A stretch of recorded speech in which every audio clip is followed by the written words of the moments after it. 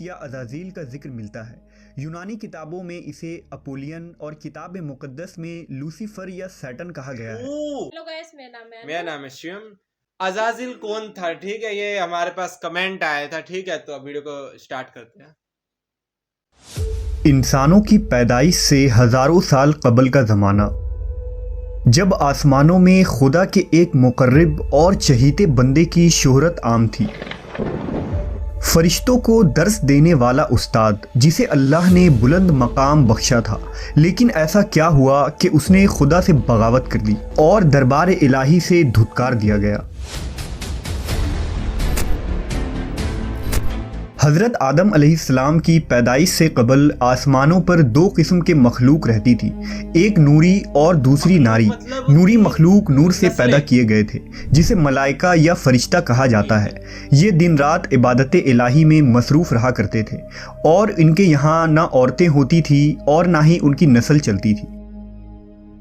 دوسری مخلوق ناری یعنی جنات تھے جو آگ سے پیدا کیے گئے ہیں۔ ان کی عورتیں بھی ہوتی تھیں اور ان کی نسل بھی خوب پھیلتی تھی۔ خدا نے انہیں اپنی حمد و ستائش کرنے کے لیے بنایا تھا۔ یہ سب اللہ کے آسمانی لشکر تھے۔ وہ اس مقصد کے لیے بنائے گئے تاکہ اپنے خالق و مالک کو جانیں، اس سے شادمان ہو، ہمیشہ تک اس کی خدمت اور عبادت کریں۔ ایک مسلمان کے ایمان بالغیب کا تقاضا ہے کہ وہ ان تمام مخلوقات کے بارے میں جو کچھ قرآن و حدیث سے ثابت ہے اس پر بلا کسی کمی و بیشی اور شک کے ایمان لائے۔ انہی مخلوق میں ایک معزز ہستی عزازیل تھا۔ عزازیل کا مطلب ہے خدا کا عزیز۔ اسے اللہ نے دہکتے ہوئے آگ کے شعلوں سے پیدا کیا تھا۔ حضرت آدم علیہ السلام کی پیدائش سے 144,000 سال پہلے سموم جنات کی پیدائش ہوئی۔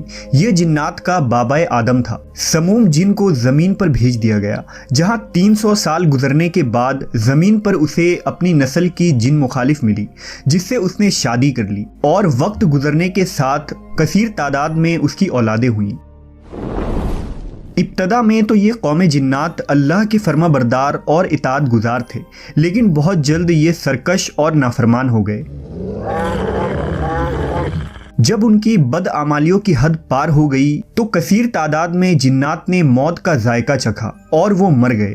اس دوران جو نیک جنات تھے وہ باقی بچ گئے اور ان کی نسل آگے بڑھی۔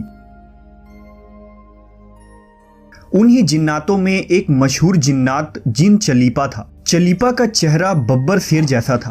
چلیپا نہایت ہی قد آور اور بہادر جن تھا۔ اس کی بیوی کا نام تبلیس تھا، جس کا چہرہ بھیڑیے کی مادہ کی طرح تھا۔ وہ اپنے شوہر کی طرح دلیر اور طاقتور جن تھی۔ اس کی تمام قوم پر اس نے اپنی دھاک بیٹھا رکھی تھی اور قوم کا بچہ بچہ چلیپا کا احترام کیا کرتا تھا۔ ان کے یہاں ایک بچے کی پیدائش ہوئی جس کا نام عزازیل تھا۔ عزازیل میں اپنے ماں اور باپ دونوں کی خصوصیات شامل تھی، یعنی وہ نہایت ہی سرکش، مکار، بہادر اور طاقتور تھا۔ مکار بھی تو بہادر ہو سکتے ہیں۔ روایتوں کے مطابق قوم جنات کو دنیا میں بسایا گیا اور یہ حضرت آدم کی پیدائش سے 50,000 سال قبل کا زمانہ تھا۔ بہت جلد یہ جنات سرکش ہو گئے اور خدا کے نافرمان بن گئے۔ جب جھگڑے اور فساد سے زمین لرزا اٹھی تو آسمان سے فرشتوں کو حکم دیا گیا کہ جاؤ اور ان سرکش جنات کو مار پھینکو۔ لہٰذا اس کائنات میں پہلی خون ریز جنگ ہوئی۔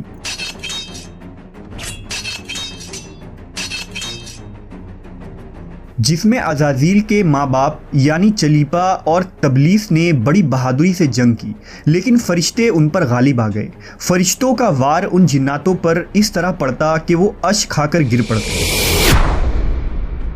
اسی جنگ کے دوران عزازیل کے ماں باپ مارے گئے اور قوم جنات کے سرکش جنوں کو قیدی بنا لیا گیا۔ ان قیدیوں میں شہزادہ عزازیل بھی تھا۔ فرشتے جب اسے بارگاہ الہی میں لائے تو ان کو حکم ہوا کہ عزازیل کی بہترین تربیت کرو۔ چنانچہ فرشتوں نے عزازیل کی تربیت بہترین انداز سے کی۔ عبادت، ریاضت کے طریقے اور آداب سکھائے گئے۔ اس طرح وہ بہت جلد اللہ کا مقرب ترین بندہ بن گیا۔ ایک وقت ایسا آیا کہ عزازیل اللہ کا سب سے چہیتا، عبادت گزار، ریاضت کرنے والا اور زاہد بندہ تھا، جس میں اس کا کوئی ثانی نہ تھا۔ حکمت و دانشوری میں بھی اسے کمال حاصل تھا۔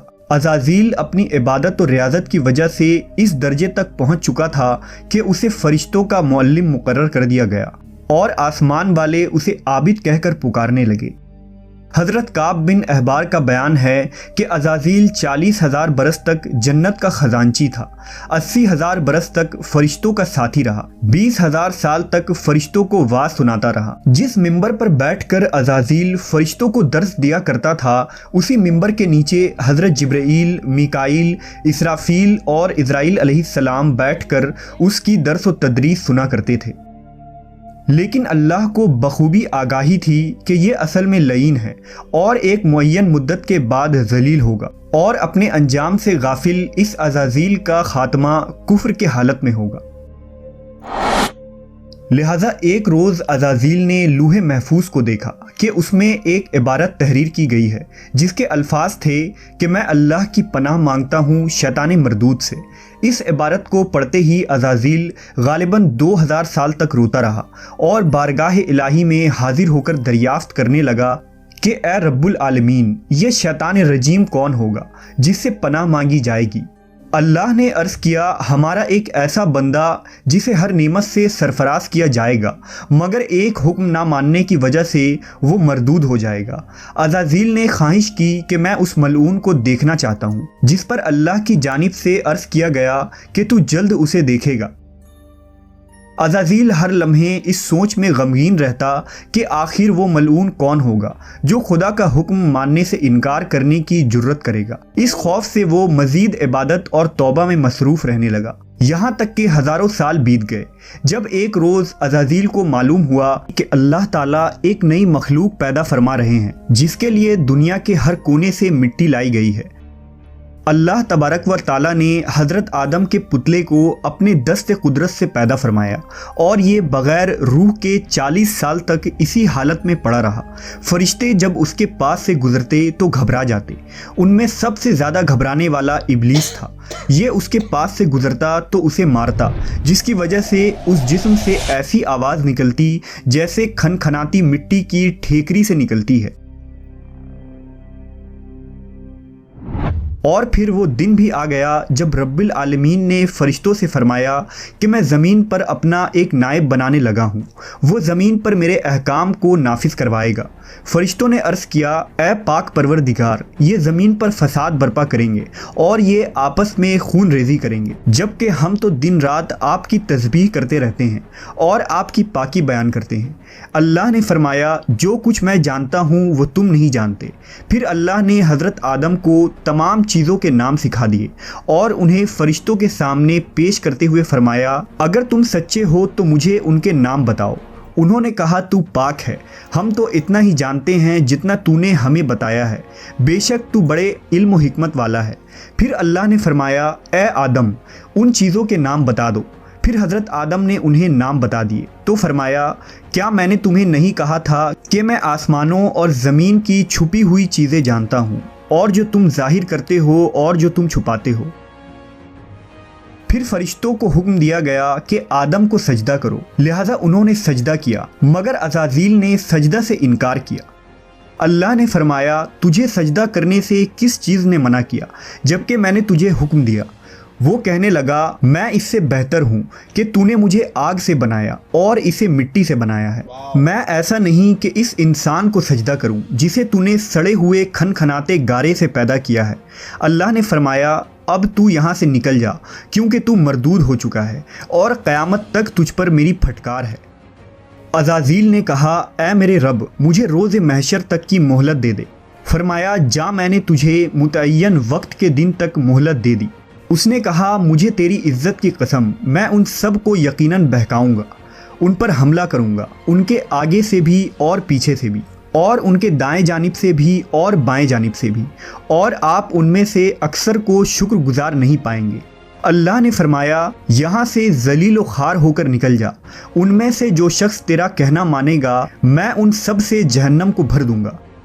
اور یوں بارگاہ خداوندی سے دھتکارے جانے کے بعد عزازیل ابلیس بن گیا۔ اپنی غرور و تکبر اور رعونت کی بنا پر اس کی ہزاروں سال کی عبادت و ریاضت ضائع ہو گئی اور اسے عرش سے فرش پر پٹک دیا گیا۔ اسلام کے علاوہ دوسرے مذہبی کتابوں اور عقیدوں میں بھی ابلیس یا عزازیل کا ذکر ملتا ہے۔ یونانی کتابوں میں اسے اپولین اور کتاب مقدس میں لوسیفر یا سیٹن کہا گیا ہے۔ زمانہ قدیم سے ہی ایک منفرد مذہب اور گروہ اس شیطان یا لوسیفر کی پوجا کرتے آ رہے ہیں، جن کا ماننا یہ ہے کہ خدا سے لوسیفر کا بغاوت کرنا بالکل درست تھا۔ وہ عزازیل کو ایک عظیم قوت قرار دے کر خدا کی مخالف میں کھڑا کرتے ہیں اور شیطان کی عبادت کرتے ہیں۔ اس مذہب کے ماننے والوں کو سیٹنسٹ کہا جاتا ہے۔ روایتوں کے مطابق ابلیس کی موت کا وقت اسرافیل کے پہلے اور دوسرے سور پھونکنے کے درمیان کا وقت ہے، جب اسے دی گئی مہلت پوری ہو چکی ہوگی اور وہ ذلیل و خوار ہو جائے گا۔ قرآن مجید کے مطابق روز حشر خدا کے فیصلے کے بعد ابلیس اپنے پیروکاروں سے اعلان برات کرتے ہوئے کہے گا کہ تم اپنے گناہوں کے خود ذمہ دار ہو۔ نیز وہ کہے گا کہ خدا نے تمہیں سچا وعدہ دیا تھا اور میں نے جو وعدہ تمہیں دیا تھا میں اس کی مخالفت کرتا ہوں۔ مجھے تم پر کسی قسم کا کوئی تسلط حاصل نہیں تھا سوائے اس کے کہ میں نے تمہیں بلایا اور تم نے میری پکار پر لبیک کہا۔ بس مجھے ملامت نہ کرو، اپنے آپ کو ملامت کرو۔ اب میں تمہارا فریاد رس نہیں ہوں اور نہ تم میری فریاد رس ہو سکتے ہو۔ عزازیل کا حضرت آدم علیہ السلام کو سجدے سے انکار کا جذبہ حسد تھا، جس نے اسے مجبور کیا کہ میری جگہ آدم کو کیوں مل گئی۔ یہ اس کا جذبہ تکبر اور غرور تھا کہ میں سب سے اعلیٰ ہوں۔ یہ صرف اس ایک سجدے کے انکار کی بات نہیں تھی، بات اطاعت سے سرکشی کی تھی۔ ابلیس نے دل میں خود کو رب مان لیا تھا۔ اس شرک عظیم کے نتیجے میں ابلیس تا قیامت رسوا اور لعنتی ٹھہرا اور اولاد آدم کو بھٹکانے کے لیے آزاد قرار پایا۔